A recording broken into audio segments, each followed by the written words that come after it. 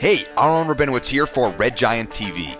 At the beginning of this year, we introduced you to writer-director Seth Worley in a very popular tutorial called Recreating the Lost Smoke Monster. We were so impressed with Seth's work, we hired him to direct and co-write a short film called Plot Device to help us launch our Magic Bullet Suite 11. Now, we took you behind the scenes of that film in episode 57 of Red Giant TV. But due to popular demand, we asked Seth to come back and do a series of tutorials to walk you through some of the film's visual effects in detail. So, in this tutorial, we'll cover the sci-fi explosion effect, where a dome of energy flies out of the button and hits the camera, in a tutorial Seth calls Thunderdome.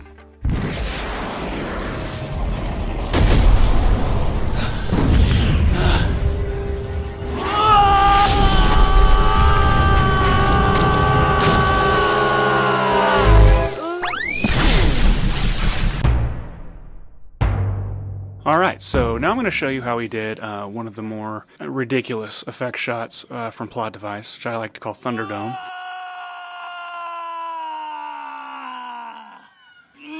This is the original plate we shot from behind Ben on sticks, locked down. It's on sticks, but it's also moving down and shaking a little bit. So we're going to have to motion track it if we're going to add stuff to it. So we're going to open up our tracker. We're going to make sure our footage is selected, and we're going to select Track Motion. And then we're going to take the tracker and move it and try to find a specific point. And we're actually going to put it right around the place where the button is, which actually turns out where Ben's foot is. So we'll have it track the corner of Ben's foot. Move our tracking area right there, and then our area that the tracker will be aware of. And then we're going to watch it motion track.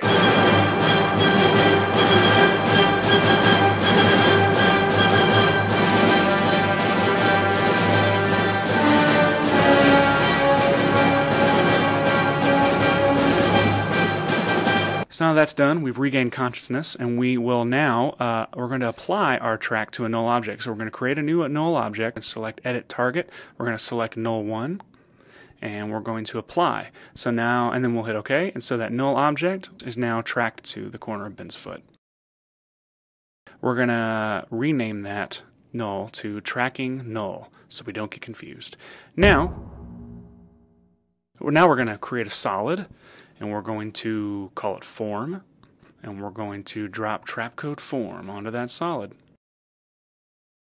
So then we're going to go to the animation presets, and we're going to select String Ball Loop 3 SHD, which is what people call me in high school. We're going to open up the spherical field, and we're going to open Sphere 1, and we're going to increase the strength all the way up to 100%, and that's going to give us our little bubble here. When we increase the radius, you can see that it explodes somewhat like a bubble there now. So we're going to set that at about like 257, we're going to say, is a good lucky number. So we're going to actually start keyframing. We're going to go right to where our bubble will have expanded, and that's where we're going to start our keyframes. We're going to keyframe the size X, Y, and Z, and our spherical field, we're going to keyframe the radius. And then we're going to move back to the beginning of the timeline. We're going to make the radius of the spherical field 0 and make all of our size dimensions 0 in the X, Y, and Z. So what that will do now is that now the first couple frames of our timeline will involve the form bursting. So that's cool. So now we obviously want to continue that burst. We want to go to the middle of the timeline, increase our radius, maybe at 500, and then go all the way to the end and increase our timeline to 1150. And one thing we'll notice is that when the bubble gets, as it gets bigger, we lose sight of it. It gets too thin. So what we're going to do is we're going to increase the size of the particles as the bubble explodes.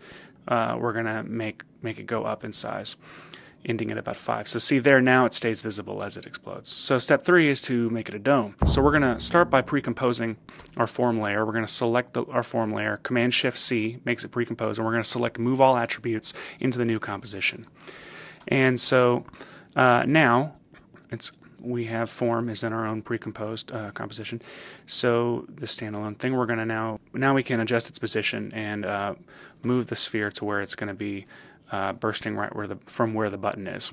And now once we do that, we're going to parent it to the tracking null. So now it is tracked with the motion of our camera move, and it is bursting from the button location. So once we do that, we want to mess around with the scale a little bit. We're going to unlink the X and Y. We're going to widen it horizontally.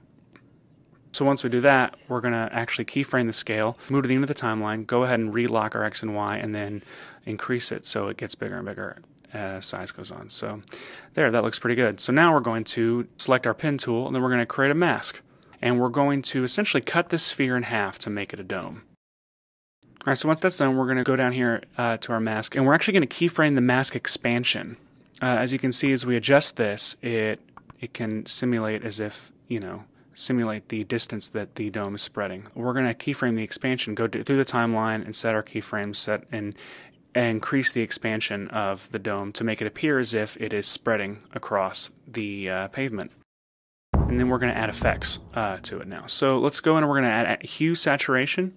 And we're going to move our saturation down to like about -75-ish.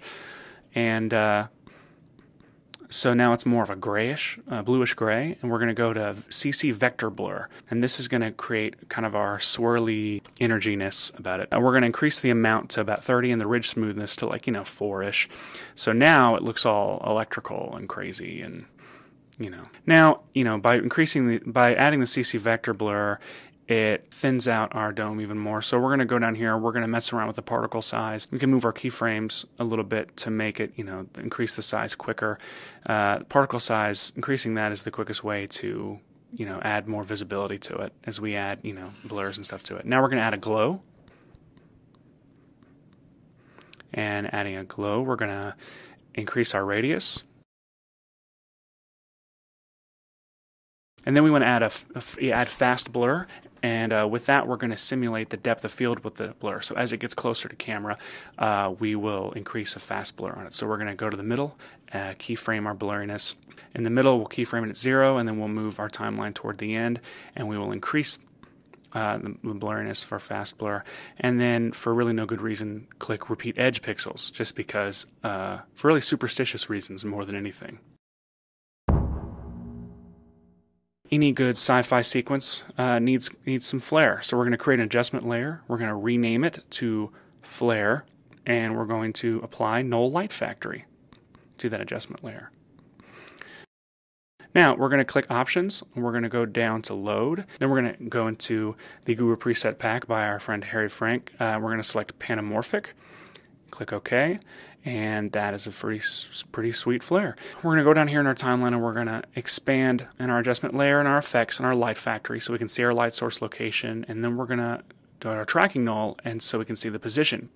And now we're going to alt-click on light source location, and we're going to parent it to the position of the tracking null. So now that flare is going to stick to that tracking null. And now it looks like it is integrated into the shot, and it's coming from the button. So now we'll keyframe our brightness and our scale to make it look as if it flashes at the very beginning and then gets brighter over the course of the timeline, and maybe add some, random flashes and stuff at the end. Really to your taste, it's whatever you want to do. So just adjusting the brightness and the scale and keyframing throughout the timeline, and just working nonstop until it doesn't look really, really, really, really bad. Yeah, it might take a little while. It's just however meticulous you want to get. So that looks pretty cool. Now that we've done that, we want to add a little bit more craziness. So we're going to add an adjustment layer, and we're going to call it turbulent displace, and we're going to apply a turbulent displace to that adjustment layer. And this is going to simulate as the dome gets closer and closer to the camera, our image gets more and more wobbly because we're seeing it through the surface of the dome. So what we want to do is we want to go to the middle of the timeline, and we want to keyframe our amount and our size and our offset.